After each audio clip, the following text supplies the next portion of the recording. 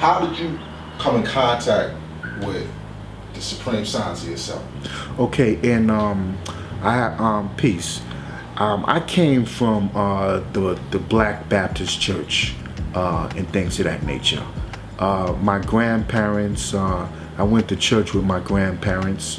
They did the best they could with explaining to me the gospel of Jesus Christ as they understood it, which was actually about black people educating themselves and doing hard work to build something for ourselves to uplift our very communities.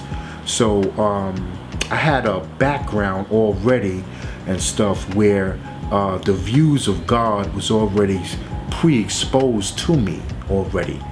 My grandparents had used to always tell me that I have the Spirit of God in me. And when they had passed away, when my grandmother had passed away, that was everything. She was one of my greatest teachers. And so I was a little hurt and stuff, but I kept on studying. I used to study her Bible and things of that nature, and read Psalms, first chapter, and things of that nature. And it talks about the godly, and it talks about the righteous. And when I was young, I used to, in the 70s, in Laurelton, Queens, because we moved from Pelon, the Bronx, and we moved to Queens in Laurelton. And I was young. Pac-Man was out. I used to go to the candy store, and I used to see the guards. I mean, it was powerful. I mean, these were serious brothers, fearless, and they used to all stick together. And they used to all empower each other with serious knowledge. I ain't never seen nothing that serious to this day. And they wear crowns, and I'm in touch with my big brothers to this day, and they're very proud of me.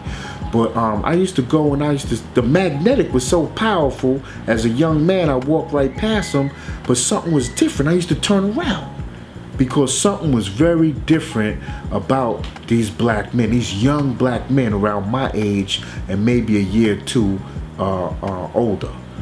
And that was about 1975.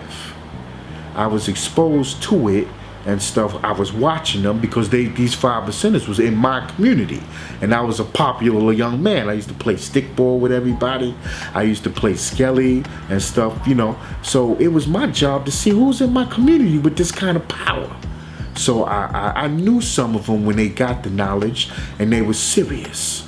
The guard Tashim, Sharmel. The character of the guards was very direct. You did not lie to them. You did not lie to the gods and the earths. And their character was honest. It was very honorable.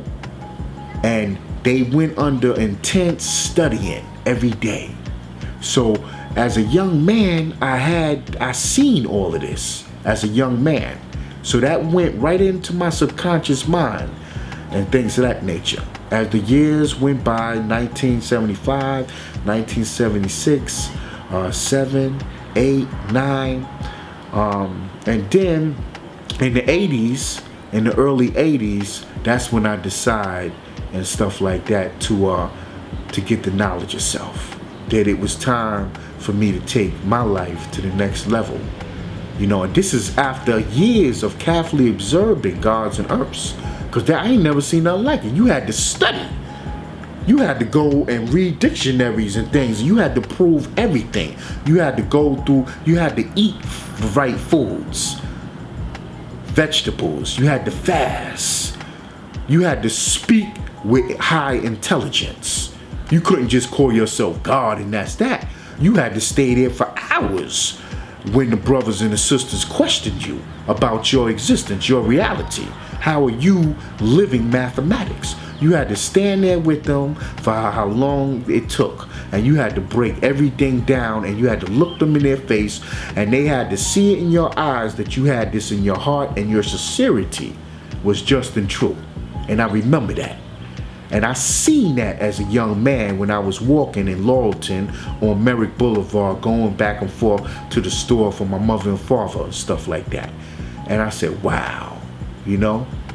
So in the early 1980s, 1982 and stuff, I started studying.